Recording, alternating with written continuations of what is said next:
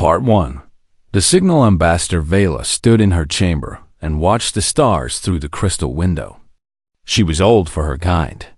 Her bones had grown thin and light over the centuries, like all Thessians. Her skin had turned from blue to pale silver.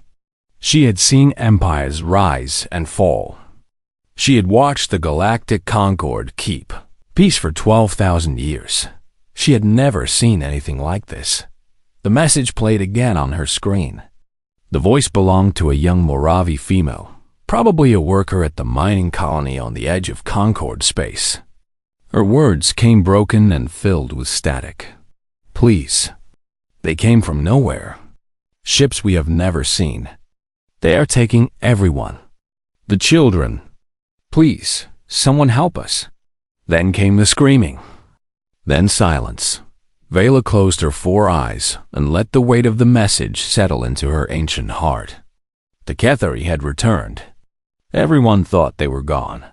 The Concord had exiled them 500 years ago for crimes too terrible to speak of. They were supposed to have died in the outer darkness, far from civilized space. They had not died. They had grown stronger. And now they had come back. The High Council had already responded in the proper way. They sent messages to the Kethari fleet. They offered to negotiate. They asked what the Kethari wanted. They formed committees to discuss possible solutions. They followed every rule and every law that had kept the peace for so long. The Kethari responded by broadcasting new sounds across all channels. The sounds of colonists being processed. Vela did not know what processed meant at first. Then she understood. The Kethari did not see other species as people. They saw them as raw material, as meat, as something to be broken down and used. 40,000 souls on that colony, families, children, elders who had lived peaceful lives. All of them now screaming in the dark while the Concord filed reports and scheduled meetings. Vela made her decision. She walked to a sealed terminal in the corner of her chamber. This terminal connected to a channel that was forbidden. It reached across the quarantine zone to a small blue world that the Concord had locked away long ago. A world called Earth. The Concord had found Earth 3 centuries past. They sent observers to study the planet and its dominant species. The observers came back changed. Some of them never spoke again. Others could not stop speaking, babbling about what they had witnessed. Earth was a Class 12 death world. The gravity was crushing. The atmosphere was corrosive. The weather could kill in minutes. Predators filled every corner of the land and sea. Disease waited in every shadow. Radiation poured down from the sky, and somehow, impossibly, a species of soft-skinned primates had conquered it all. The humans were not supposed to exist. Every model said they should have died 1,000,000 times over. They should have been eaten by predators, killed by disease, destroyed by their own violence. The observers watched human history and saw war after war, horror after horror, cruelty beyond imagination. But they also saw something else. Something that made no sense. The humans helped each other. In the worst moments, when everything fell apart, they reached out to strangers and pulled them to safety. They built hospitals in war zones. They fed their enemies after defeating them. They adopted orphans from other tribes, other nations, other races. They crossed oceans to save people they had never met. The Concord could not understand this. The humans were predators, clearly. Apex predators who had killed every other competing species on their death trap of a planet. But they were also something else. Something that had no name in any Concord language. The Concord decided to quarantine Earth. They built warning beacons around the solar system. They forbade all contact. They hoped the humans would never reach the stars. The humans reached the stars anyway. They found the beacons. They decoded the warnings. They understood that the galaxy did not want them, and they waited, patient, watching. building ships that the Concord observers said were impossible, training soldiers who could fight in any environment, preparing for a day that they knew would come. Vela opened the Forbidden's channel. She did not know if anyone would answer. She did not know if the humans would care about the screening of species who had rejected them. "This is Ambassador Vela of the Vision Collective," she said into the void. "We are receiving a distress signal from the Mojave mining colony in Sector 7. A hostile fleet has taken the population. We require assistance. We will offer whatever you wish in exchange for." Voice cut through the static. Human, female, cold and flat like metal on ice. We heard the screams. Vela stopped breathing. The humans had been listening. Of course, they had been listening. Predators always watch the territory around them. You will help us? Coordinates received. We're already en route. Already en route. The humans had not waited for the call. They had heard the screaming across the vastness of space, and they had started moving before anyone asked them to. "What do you want in return?" Vela asked. This was how the Concord worked.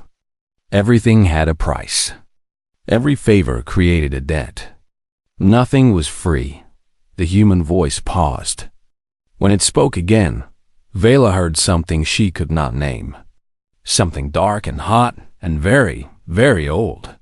"Those are children screaming, Ambassador. We don't negotiate when children are screaming." The channel went dead. Vela sat in the silence of her chamber for a long time. Her heart beat fast in her chest. Her thin hands trembled against the desk dot. She had just done something that might change the galaxy forever. She had invited the humans out of their quarantine. She had pointed them at a target and stepped aside. Part of her felt terror. The humans were dangerous beyond measure. Every report, every observation, every scrap of data said the same thing. They were the deadliest species the Concord had ever found. But another part of her, a small and quiet part, felt something else entirely. Hope that the Concord had built a civilization on peace and gentleness and proper procedure. They had forgotten that some things could not be negotiated with. Some evils could not be reasoned away.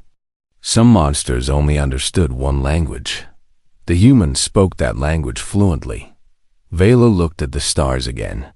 Somewhere out there, human ships were burning toward the Mojave colony at speeds that should have been impossible. Somewhere out there, the Cathari were about to learn why Earth was classified as a death world, not because of the gravity, or the weather, or the disease, because of the humans. The impossible, terrifying, magnificent humans. They were coming. And they were not coming with mercy. Part 2. The wolves arrived. The human fleet dropped out of faster than light travel without a single warning. No announcement. No broadcast. No demand for surrender. One moment, the space around the Mojave colony was empty. The next moment, 12 ships hung in the void like sharks in dark water. Observer Thelvin stood on the bridge of the lead ship and tried not to collapse. The Concord had sent him to monitor human activities. He was supposed to record everything and report back. He was supposed to stay calm and professional. He was failing at both. The human vessel was called the Retribution. It was not beautiful like Concord ships. It was not elegant or graceful. It looked like something built for one purpose only. It looked like a weapon. Captain Myra Okonkwo stood at the center of the bridge. She was tall for a human, with dark skin and eyes that seemed to look through everything they touched. She had not spoken since the fleet arrived. She simply watched the tactical display with the patience of a hunter waiting for prey to move. Thelvin counted the enemy ships on the display. 37 Cathari vessels. Each one was larger than the human ships. Each one was armed with weapons that had terrorized the outer regions for centuries. "Captain," Thelvin said, his 4 eyes blinking rapidly, "surely you will offer terms first." The Concord mandates that all conflicts begin with attempts at peaceful resolution. There are protocols. There are rules. Okonkwo did not look at him. They're slavers. Yes, but the proper procedure is they're slavers. Her voice carried something heavy. Something ancient. Thelvin did not understand it, but he felt it in his bones. They made their choice when they put children in cages. She turned to her crew. Every human on the bridge moved with the same quiet intensity. No one spoke unless necessary. No one wasted motion. They were like parts of a single machine, each one knowing exactly what to do. All ships, Okonkwo said into her communicator. You have your targets. Weapons free. Thelvin wanted to protest. He wanted to explain that civilized species did not simply attack without warning. He wanted to remind the captain that the Concord had spent 12,000 years building a system of laws and negotiations that prevented exactly this kind of violence. Then the battle began, and Thelvin forgot how to speak. The human ships did not fight like Concord vessels. Concord ships kept their distance. They fired careful shots from maximum range. They retreated when damaged. They always left room for surrender. The humans did none of these things. They charged directly at the enemy fleet. They moved so fast that Thelvin's eyes could barely track them. They wove between Cathari ships like water flowing through rocks. They got close. So close that their hulls nearly touched the enemy. Then they started firing. The Cathari had never seen anything like this. Their weapons were designed to hit targets at long range. They could not adjust fast enough. Their shots went wide while human weapons tore through their armor at point-blank distance. One Cathari ship tried to flee. A human vessel rammed it. Actually rammed it. Thelvin watched in horror as the human ship drove itself into the enemy like a spear, its forward sections crumpling from the impact. Then soldiers in armored suits poured out of the wreckage and boarded the Cathari. Vessel got the boarding was worse than the space battle. Thelvin saw the footage from the helmet cameras. He saw human soldiers fighting through corridors with weapons and fists and teeth. He saw a Marine with both legs destroyed dragging himself forward to protect a wounded comrade. He saw a Sergeant Tier open a locked door with her bare hands because her cutting tool had run out of power. The Cathari were larger than humans. They had natural armor and claws that could cut through metal. They had terrorized 100 worlds. They died screaming. 11 minutes. The entire battle lasted 11 minutes. Thelvin's species had no word for what he witnessed. The Concord had removed violence from their cultures so completely that they had no framework to understand it. He watched 37 enemy ships burn and break, and he could not process what he was seeing. It's over, Okonkwo said quietly. The tactical display showed nothing but debris and drifting hulks. Every Cathari ship had been destroyed. Not disabled. Not captured. Destroyed. You killed them all, Thelvin whispered. You did not even try to communicate. Okonkwo finally looked at him. Her eyes held no anger, no hatred, no satisfaction. They held only a deep and terrible exhaustion. We communicated, she said. We communicated very clearly. She turned back to the display. The slave pens on the colony were still active. 40,000 prisoners waited in the dark, not knowing that help had arrived. All ships begin recovery operations. Medical teams to the surface. I want every survivor found and treated. The bridge crew moved instantly. Thelvin watched them work with the same efficiency they had shown in combat. The soldiers who had killed without hesitation now spoke softly about organizing food, supplies, and trauma counselors. One young officer was crying. Tears ran down her face while her hands flew across her console, coordinating rescue efforts. She did not try to hide the tears. None of the other humans commented on them. Thelvin did not understand. These creatures had just destroyed an entire fleet in minutes. They had fought with terrifying savagery, and now they wept while planning rescue missions. "Captain," he said, "I do not understand your species. You kill without mercy. But you also what?" Okonkwo asked. "You also cry. Your soldier is crying." Okonkwo looked at the young officer with something like gentleness.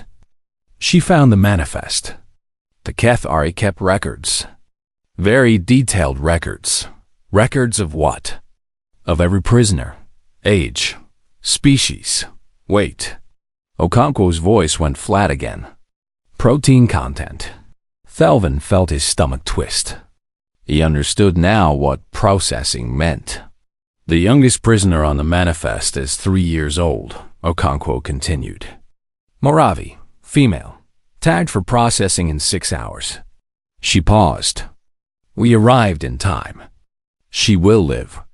She will grow up and have children of her own someday." The captain turned away.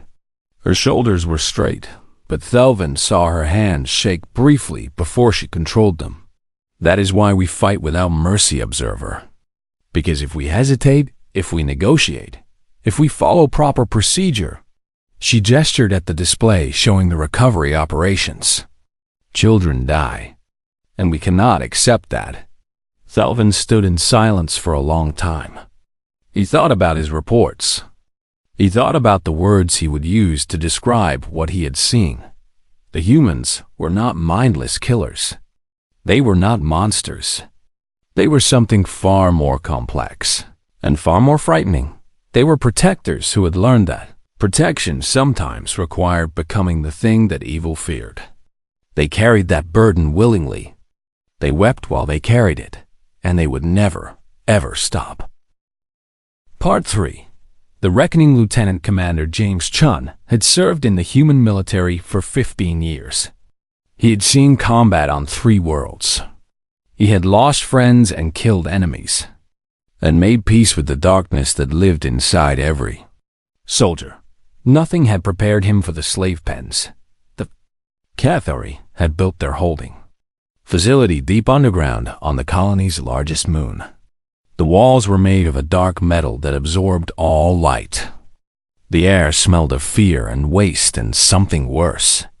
Something chemical that Chun did not want to identify. His team moved through the corridors in silence. Their weapons were ready, but there was no one left to fight. The Cathari guards had been dealt with. Now came the harder part. The first chamber held adults. Hundreds of them, packed in the spaces meant for dozens. They were from a dozen different species. Moravi and Deshan and Kathleen and others Chun did not recognize. They flinched when the humans entered. They had learned that beings with weapons brought only pain. "It's okay," Chun said softly. "We're here to help. You're safe now." They did not believe him. Of course, they did not believe him. Trust had been beaten out of them over days and weeks of captivity. Chun ordered his team to begin medical evaluations. He moved deeper into the facility. Each chamber was worse than the last. The Cathari had sorted their prisoners with horrible efficiency. Strong adults in one section, elderly and sick in another, pregnant females in a third, children in the deepest level. Chun found himself standing at the entrance to the children's section. His feet would not move. His hands were shaking. A sergeant named Williams came up beside him and put a hand on his shoulder. "Sir," she said quietly, "we need you." Chun nodded. He stepped through the doorway. The children were silent. That was the worst part. Children should cry. They should scream for their parents. They should make noise. These children had learned that noise brought punishment. They sat in their cages without moving, watching the humans with eyes that had seen too much. Chun counted them. 147 children from at least 12 species. Some were barely old enough to walk. Others were nearly adult. All of them bore marks of the processing preparation. Tags on their ears. Numbers branded on their arms. chemical injections that made their flesh easier to break down. Something broke inside James Chun. He had been a soldier for 15 years. He had built walls around his heart to survive the things he had seen. Those walls crumbled in that moment. He fell to his knees in the corridor and wept. He wept for the children who had been stolen from their families. He wept for the parents who would never know what happened to their little ones. He wept for his own species, cursed with the imagination to understand exactly what cruelty meant. Sergeant Williams let him cry. She stood guard while her commander shattered and put himself back together. When he rose, his face was wet, but his eyes were hard. "Get them out," he said. "Get them all out. I want every child on a medical ship within the hour." His team moved. 3 days later, the full scope of the Kethari operation became clear. The intelligence teams had broken the enemy databases. They had mapped every route, every colony hit, every facility built. 17 colonies raided. 40,000 sentients taken. Processing stations on 6 different moons.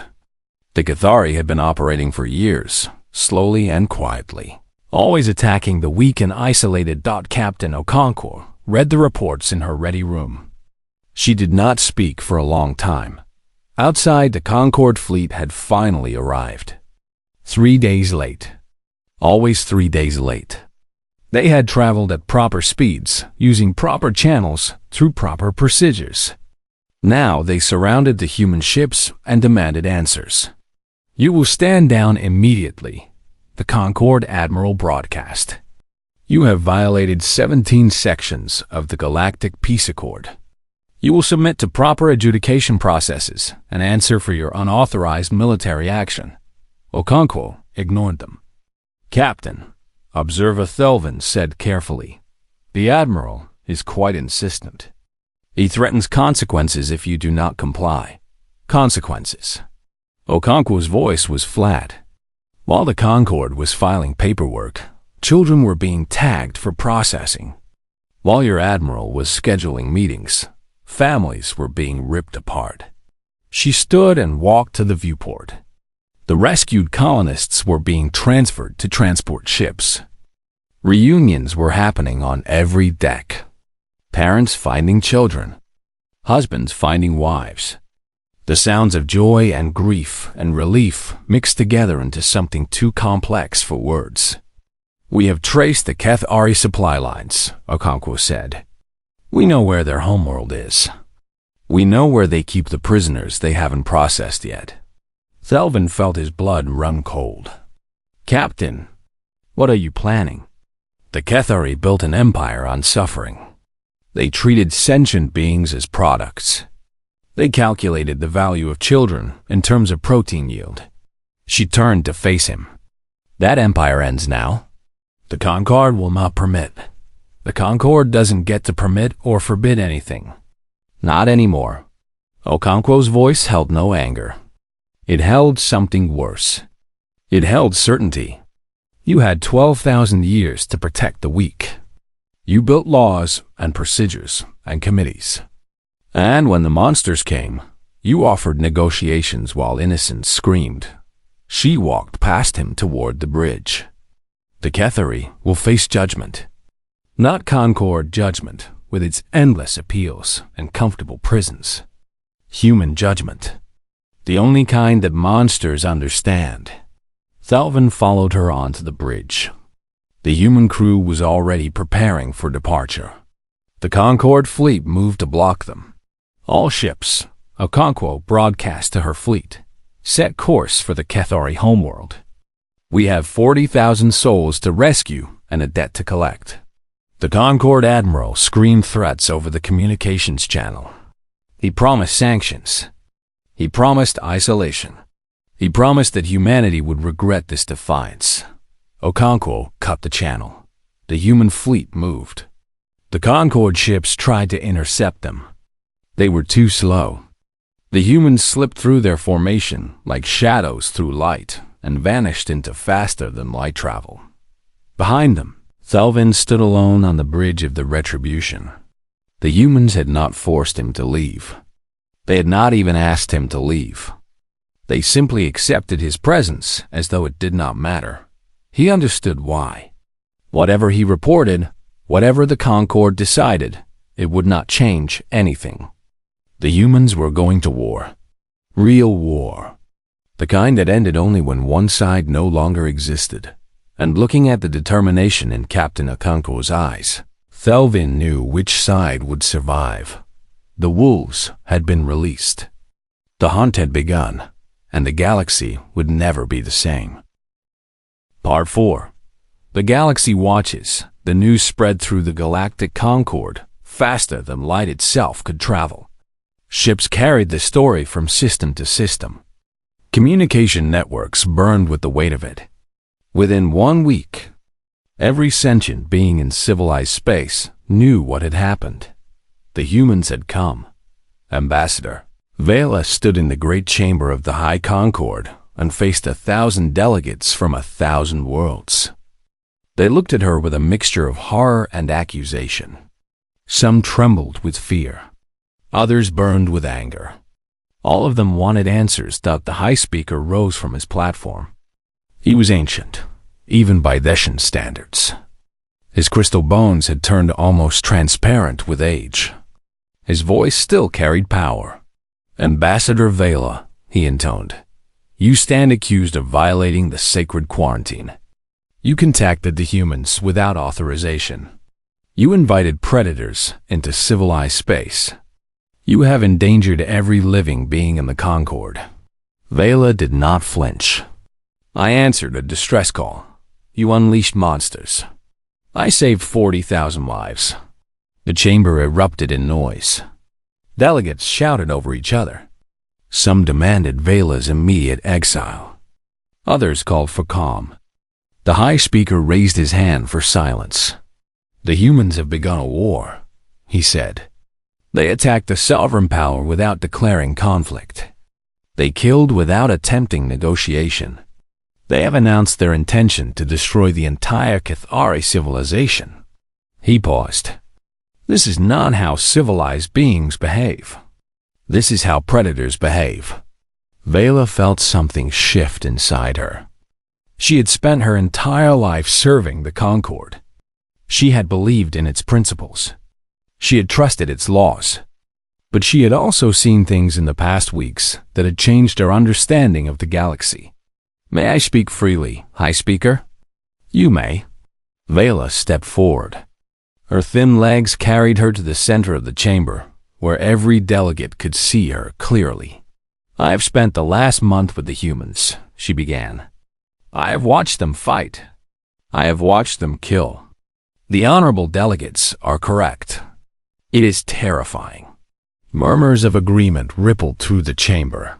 But I have also watched them heal, Vela continued. I have seen their medics work without sleep for days to save wounded colonists. I have seen their soldiers weep over children they had never met.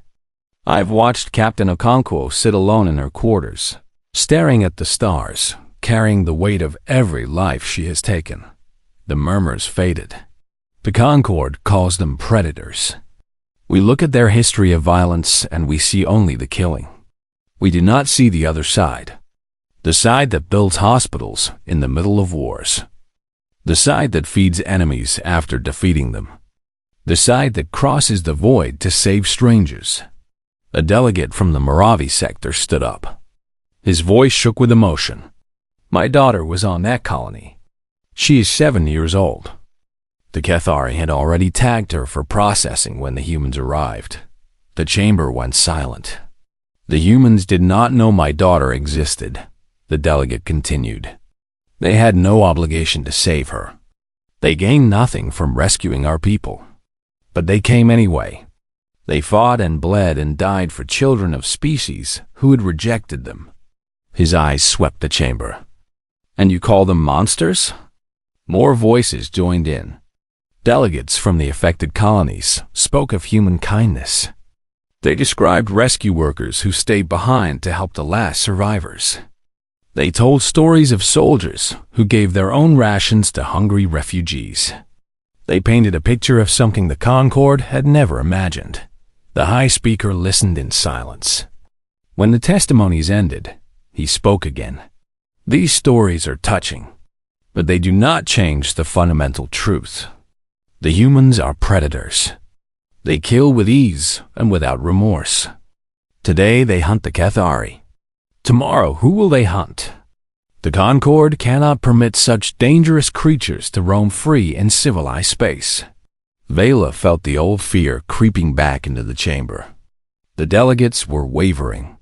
12,000 years of conditioning told them that predators must be contained, controlled, eliminated if necessary. She made her choice. The Concord is wrong, Vela said clearly. We have been wrong for 12,000 years. Gasps filled the chamber. We built our civilization on the belief that violence solves nothing. We removed aggression from our cultures. We created laws and procedures to handle every conflict peacefully. She looked at the High Speaker without flinching. And when real evil came, we were helpless.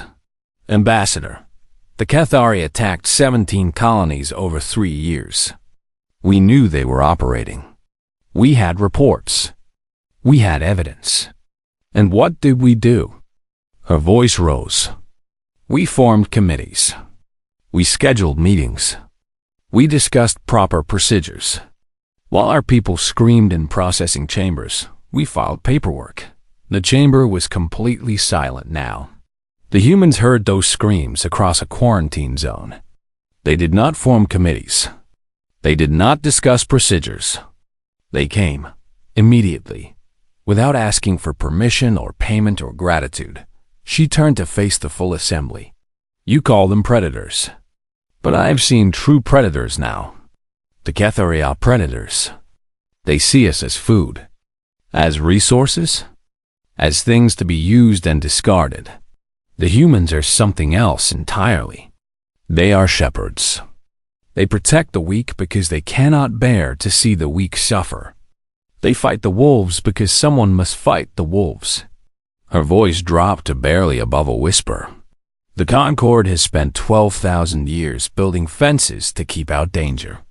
The humans spend their lives running toward danger to protect those who cannot protect themselves. She looked at the High Speaker one final time. You ask who they will hunt tomorrow. I will tell you. They will hunt whoever threatens the innocent. They will hunt whoever threatens the innocent. They will hunt whoever preys on the helpless. They will hunt whoever believes that the gentle and the peaceful are easy victims. And if you are not those things, she spread her thin arms wide, then you have nothing to fear. The shepherds do not harm the flock. The chamber remained silent for a long moment. Then, slowly, a single delegate began to clap. Then another. Then another. The sound grew until it filled the great chamber like thunder. Not everyone joined. Many delegates sat in cold silence, their fear unchanged. But enough rose. Enough clapped. Enough chose hope over fear. The High Speaker watched the display with unreadable eyes. This matter will be tabled for further discussion, he said finally. The Concord takes no official position on human activities at this time. It was not acceptance, but it was not condemnation either. Vela left the chamber with her head held high. Outside, the stars burned cold and distant. Somewhere out there, human ships were hunting. Human soldiers were fighting. Human medics were healing. The galaxy was watching, and slowly, very slowly, it was beginning to understand. Part 5. Not with mercy. 6 months had passed since the first battle. 6 months of hunting. 6 months of war. 6 months of judgment. The Cathari Dominion no longer existed. Captain Mira Okonkwo stood on the bridge of the Retribution and watched the final enemy stronghold burn on her view screen. Her ship was not the same vessel that had answered the first distress call. Scars marked the hull from a dozen engagements. Patches covered holes where enemy weapons had punched through. The ship had nearly died 3 times. Each time, the crew had kept it alive through pure stubborn will. The crew was not the same either. Okonkwo had lost 97 souls over the campaign. 97 names that she carried in her heart. 97 letters she had written to families back on Earth. 97 reasons to see this through to the end. The last pocket of resistance has surrendered, her communications officer reported. The Cathari High Command is requesting terms. Okonkwo considered this. The war was over. Every slave route had been traced and destroyed. Every processing facility had been reduced to rubble. Every prisoner had been freed and returned home. The Cathari military had been broken completely, but breaking their military was not the same as breaking their will. The Cathari had built their society on the enslavement of others. For centuries, they had viewed other species as resources. That belief lived in their hearts, in their culture, in their very souls. What terms do they offer? She asked.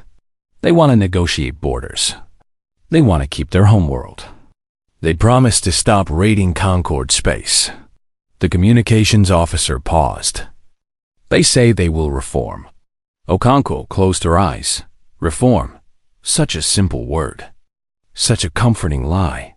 The Cathari had made similar promises 500 years ago when the Concord first exiled them. They had sworn to change their ways. They had agreed to terms and signed treaties and offered guarantees.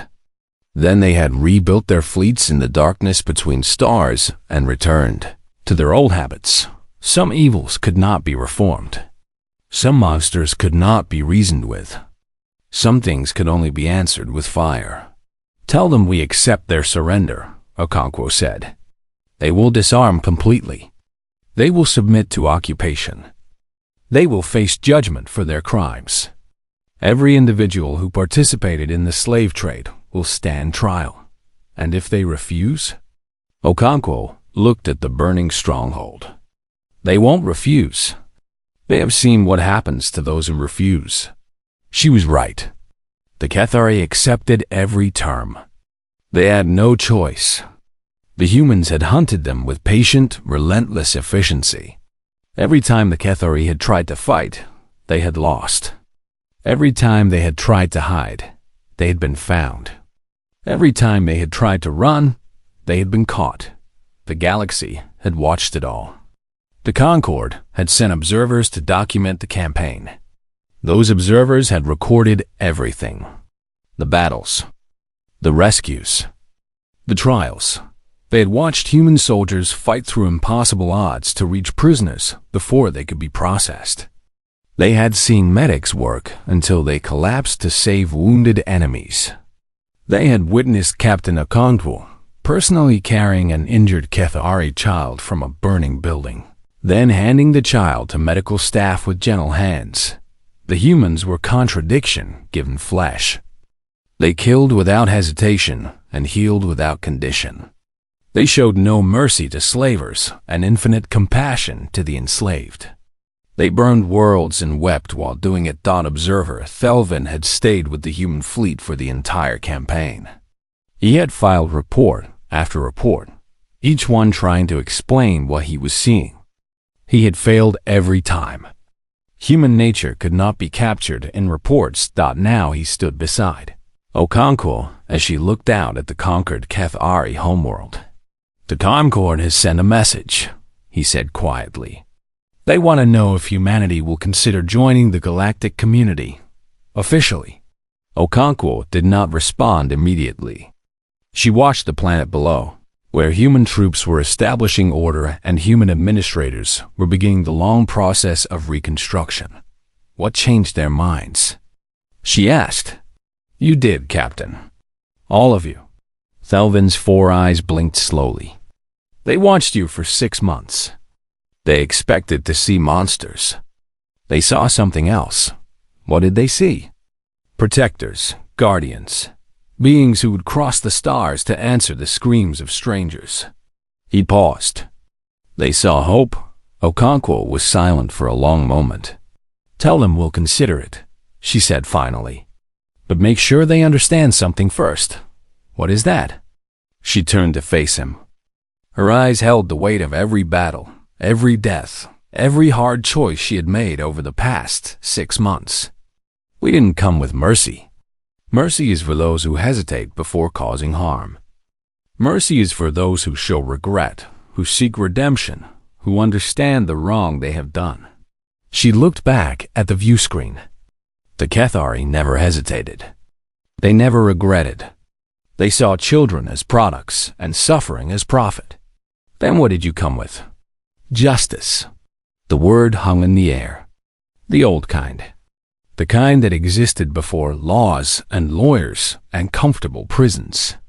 The kind that says, you do this to innocents, and this is what happens to you. She walked to the communication station and activated the broadcast system. Her voice went out across all channels, reaching every ship in the fleet, every planet in the system, every listening post in the galaxy. This is Captain Mira Okonkwo of the United Nations Space Command. The HFY War is over. Every slave has been freed. Every processing facility has been destroyed. The HFY Dominion has fallen. She paused, letting the words sink in. But this message is not for the HFY. This message is for everyone else. For every species that preys on the weak. For every power that builds wealth on suffering. For every monster that believes the gentle are easy targets. Her voice hardened. Earth is watching. Earth remembers. And Earth will always answer the call. She thought of the children in the slave pens. She thought of the parents who would never know what happened to their sons and daughters. She thought of the long lists of the processed, reduced to numbers on Cathari manifests. We heard the screams, she said. We came. We will always come. Not with mercy. Not with negotiation. Not with proper procedures and comfortable compromises. We come with the understanding that some things cannot be forgiven. Some acts cannot be negotiated. Some evil can only be answered with fire. She looked at the stars. Somewhere out there, other species were listening. Other powers were watching. Other monsters were calculating their odds. Let them calculate. The wolves learned this lesson, Okonkwo said quietly. The question now is simple. She cut the broadcast and stood in the silence of her bridge. Thalvin watched her with something approaching awe. Captain, what is the question? Okonkwo smiled. It was not a kind smile. It was the smile of a shepherd who had learned to bare her teeth. Who's next? The message went out across the galaxy. It reached 1,000 worlds and 1,000 species. It was translated into 10,000 languages and discussed in 1,000,000 conversations. And everywhere it reached, predators felt something new. Something they had never experienced before. Something that kept them awake in the long nights. Fear. The Deathworlders had arrived. The shepherds had come. And the galaxy would never be the same. Not because the humans brought violence. Violence had always existed. Not because they brought power. Power had always existed because they brought something else. Something that the weak had almost forgotten existed. Hope that someone would hear their screams. Hope that someone would come. Hope that the monsters of the universe were not the final word. The humans were that hope. Fierce and gentle. Terrible and kind. Predators who wept for their prey and shepherds who fought like wolves. They had come. And they would always come. Not with mercy. With something better.